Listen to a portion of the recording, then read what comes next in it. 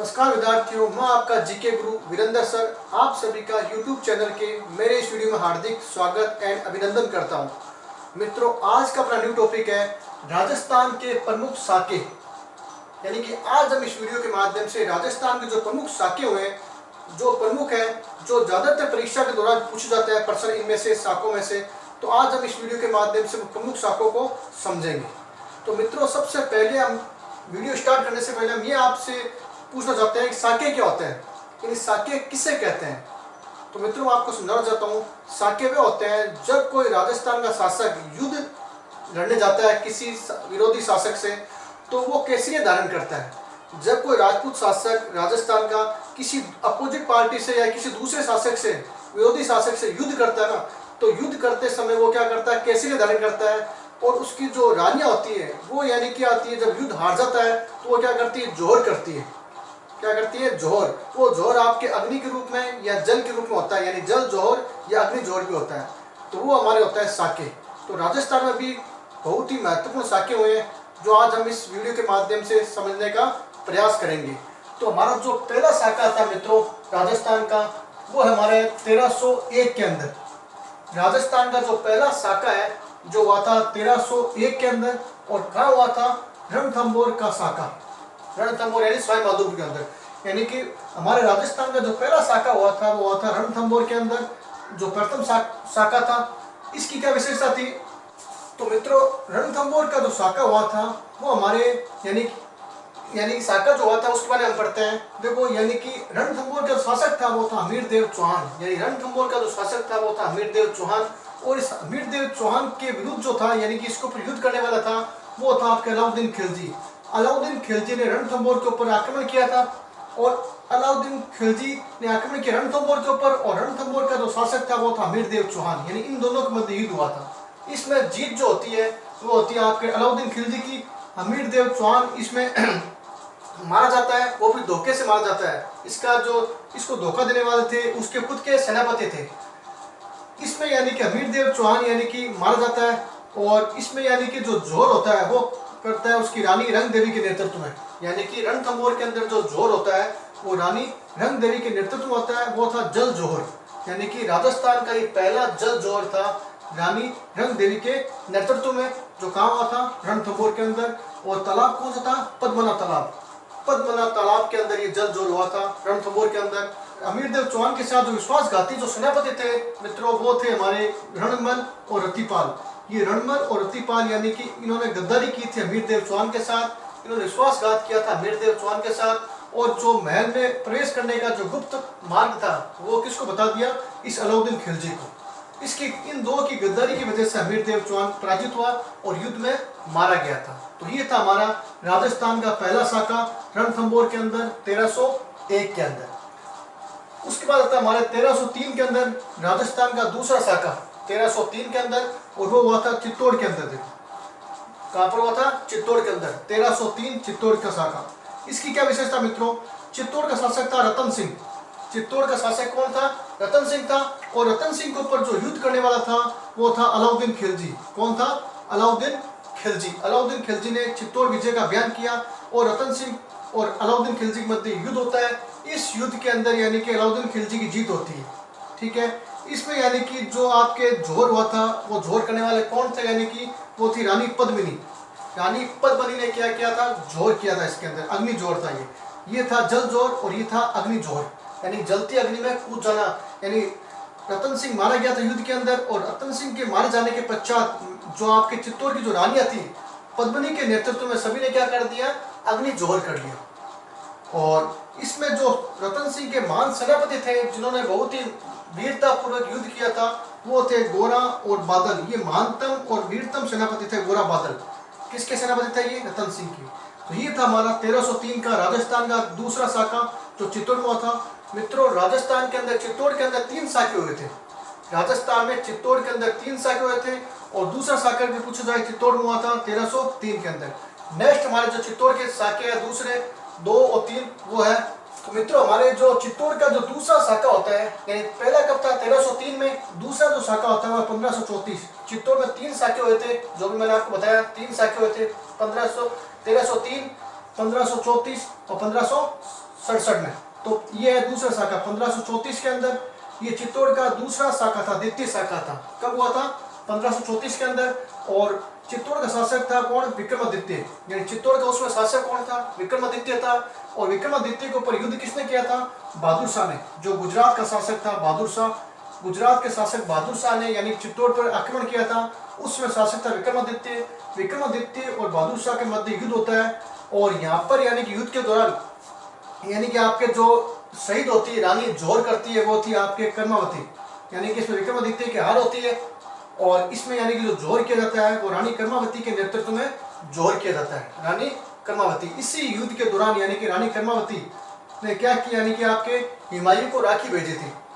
हुमायूं ने राखी को स्वीकार नहीं किया था। इसी युद्ध के दौरान यानी चित्तौड़ के द्वितीय शाखे के दौरान रानी कर्मावती ने मुगल शासक का दूसरा जो शासक था मुगल वंश के अंदर हुमायूं, उसको राखी भेजी थी। क्यों भेजी थी? सहायता लेने के लिए। लेकिन हुमायूं ने राखी को स्वीकार नहीं किया और सहायता करने से मना कर दिया। तो ये थी रानी कर्मावती जो आपके जोर किया था चित्तौड़ के दूसरे शाखे के अंदर, जो आपके विक्रमादित्य और बहादुर शाह के मध्य हुआ था। ये बहादुर शाह था गुजरात का शासक। चित्तौड़ का जो तीसरा शाखा आता है मित्रों वो है 1567 के अंदर। चित्तौड़ का तीसरा शाखा 1567 के अंदर ये तीसरा शाखा है। ये चित्तौड़ का था तीसरा शाखा। 3 शाखे हुए थे। ये शाखा हुआ था, उसमें चित्तौड़ का जो शासक था वो था उदय सिंह। चित्तौड़ के तीसरे शाखे के समय चित्तौड़ का जो शासक था मित्रों वो था उदय सिंह। और इस उदय सिंह के ऊपर युद्ध जो करने वाला था वो था अकबर। अकबर ने यानी कि आपके चित्तौड़ के ऊपर युद्ध किया था और अकबर उदय सिंह के मध्य युद्ध हुआ था। इस युद्ध में यानी कि आपके जो उदय सिंह के जो महानतम सेनापति थे, वीरतम सेनापति थे, वो थे जयमल और फत्ता। जयमल और फत्ता ये किसके सेनापति थे? उदय सिंह के थे। ये उदय सिंह की तरफ से जयमल फत्ता लड़ रहे थे। किससे? अकबर से। तो इस युद्ध में यानी कि जीत अकबर की होती है। अकबर हालांकि इस युद्ध में जीतता है, लेकिन वो इन दोनों की वीरता से प्रसन्न होकर इनसे जयमल और फत्ता और इनकी मूर्तियां क्या करता है? विराजमान करता है। उसमें लिखा है इस युद्ध के अंदर यानी कि जो रानी थी जिसने जोर किया था वो रानी थी आपके फूल कंवर। चित्तौड़ के तीसरे शाखे के अंदर जो रानी थी जिसने जोर किया था, अग्नि जोर यानी रानी, वो कौन थी? फूल कंवर। इसने क्या किया? अग्नि जोर किया था युद्ध में हारने के पश्चात। तो ये था हमारे चित्तौड़ के 3 शाखे 1303 के अंदर, 1534 के अंदर और 1567 के अंदर। आगे है नेक्स्ट है मित्र हमारे 1308 के अंदर सिवाना बाड़मेर का प्रथम शाखा। यानी कि राजस्थान का जो 5वां शाखा आता है वो 1308 के अंदर हुआ था। यानी राजस्थान के अंदर सिवाना जो बाड़मेर है वहां पर 2 शाखे हुए थे। कितने हुए थे? 2 शाखे हुए थे। सिवाना का जो प्रथम शाखा था वो हुआ था सांतल देव और अलाउद्दीन के मध्य। यानी सिवाना का शासक कौन था? उस प्रथम शाखे में सांतल देव थे, सांतल देव। और सामने युद्ध करने वाला कौन था?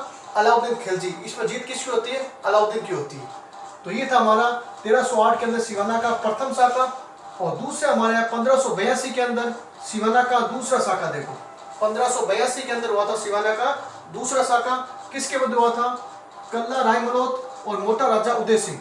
यानी कि कल्ला रायमलोत था सिवाना का शासक और सामने यानी कि अकबर का सेनापति था कौन? मोटा राजा उदय सिंह। ये अकबर का सेनापति था। इन दोनों के मध्य युद्ध हुआ था। इसके अंदर आपके जो जोर हुआ था वो रानी थी करने वाली, वो थी कर्मावती। यानी कि ये जोर हुआ था, यानी कर्मावती के नेतृत्व में रानी ने क्या किया? जोर किया था, अग्नि जोर हुआ था। तो ये थे हमारे सिवाना के 2 शाखे 1308 के अंदर, 1582 के अंदर। और पहले में थे सांतल देव और अलाउद्दीन के मध्य युद्ध हुआ था। दूसरे में कल्ला रायमलोत और मोटा राजा उदय सिंह जो अकबर के सेनापति था उनके मध्य युद्ध हुआ था। तो ये थे सिवाना के 2 शाखे। चित्तौड़ में 3 शाखे हुए थे, सिवाना में 2 शाखे हुए थे। नेक्स्ट है हमारे 7 नंबर 1311 के अंदर हुआ था जालोर का शाखा। यानी कि राजस्थान का जो अगला शाखा है वो है आपके 1311 के अंदर जालोर का शाखा हुआ था। जालोर के शासक कौन थे उस समय? कानड़देव थे। कानड़देव थे जालोर के उसमें शासक थे। और जालोर के ऊपर युद्ध करने वाला जो शासक था वो था आपके अलाउद्दीन खिलजी। अलाउद्दीन खिलजी और कानड़देव के मध्य हुआ था आपके युद्ध। इसमें आपके अलाउद्दीन खिलजी की जीत होती है और कानड़देव की पराजय होती है। तो ये आपके था जालोर का शाखा जो आपके 1311 में हुआ था। उसके बाद आता है हमारे जैसलमेर के विद्यार्थियों एंड मित्रों। राजस्थान के अंदर जो हमारा जैसलमेर है वो 2.5 शाखे के लिए फेमस है। ज्यादातर परीक्षा में प्रश्न पूछा जाता है कि राजस्थान में 2.5 शाखा कहाँ हुआ था? तो जैसलमेर के अंदर हुआ था 2.5 शाखा। यानी 2 शाखे तो पूर्ण हुए थे, जिसमें केसरिया भी हुआ था और आपके जौहर भी हुआ था। लेकिन जो अंतिम शाखा हुआ था आपके जैसलमेर के अंदर, उसमें सिर्फ केसरिया हुआ था, जौहर नहीं हुआ था। तो देखो जैसलमेर 2.5 शाखे के लिए फेमस है। जो पहला शाखा हुआ था वो था आपके मूलराज और अलाउद्दीन खिलजी के मध्य युद्ध हुआ था 1299 के अंदर जैसलमेर के अंदर। यानी कि मूलराज शासक था जैसलमेर का और युद्ध करने वाला था अलाउद्दीन खिलजी। दोनों के मध्य युद्ध होता है, इसमें जीत होती है अलाउद्दीन की, हार होती है मूलराज की। और 1299 को होता है यहाँ पर, यानी कि केसरी भी होता है, युद्ध में जाता है यानी कि राजा, और युद्ध में राजा की हार होने के पश्चात रानियां क्या करती है, जौहर करती है। तो ये आपके था पहला शाखा जैसलमेर का। दूसरा जो शाखा आता है जैसलमेर का वो था आपके रावल दूदा। उसमें जैसलमेर के शासक थे रावल दूदा, और फिरोज शाह तुगलक ने क्या किया, इसके ऊपर युद्ध किया था। यानी कि जैसलमेर का जो दूसरा शाखा हुआ था रावल दूदा के नेतृत्व में हुआ था, और जो शासक थे विरोधी जिसने युद्ध किया था जैसलमेर के ऊपर वो थे फिरोज शाह तुगलक। इसमें यानी कि आपके जौहर भी होता है और आपके केसरी भी होता है। ये दो तो आपके जैसलमेर के अंदर दोनों यानी कि शाखे थे पूरे, यानी कि जौहर और आपके शाखे दोनों होते हैं। लेकिन जो तीसरा जो होता है जैसलमेर का जो आपके शाखा, जो 1550 के अंदर आपके तीसरा युद्ध हुआ था जैसलमेर के अंदर, जो तीसरा शाखा हुआ था उसमें उसको बोलते हैं अर्ध शाखा, जिसमें केसरिया हुआ था, राजाओं द्वारा केसरिया धारण किया गया था, युद्ध किया गया था, लेकिन आपके इसमें जौहर नहीं हुआ था। इस वजह से इसको बोलते हैं अर्ध जौहर। तो इस वजह से राजस्थान के अंदर जैसलमेर एकमात्र ऐसा क्षेत्र है जहाँ पर किला है जहाँ पर आपके 2.5 शाखे हुए हैं, यानी कि 2 तो पूरे हुए और एक जो तीसरा था आपके 1550 में वो क्या था, आधा था, जिसमें केसरिया हुआ था और जौहर नहीं हुआ था। तो मित्रों ये था हमारे राजस्थान के प्रमुख शाखे, आपको इस वीडियो के माध्यम से समझाया। मुझे उम्मीद है आपको ये वीडियो पसंद आया होगा। अगर आपको ये वीडियो पसंद आता है तो प्लीज़ आप लाइक बटन को दबाइए, और आप मेरे नेक्स्ट वीडियो से अगर जुड़ना चाहते हो मित्रों तो सब्सक्राइब कीजिए मेरे इस चैनल को, और आप मेरे इस वीडियो को ज़्यादा से ज़्यादा शेयर कीजिए। आगे के वीडियो में हम नेक्स्ट टॉपिक लेंगे। तब तक ये मित्रों जय हिंद, जय भारत और वंदे मातरम।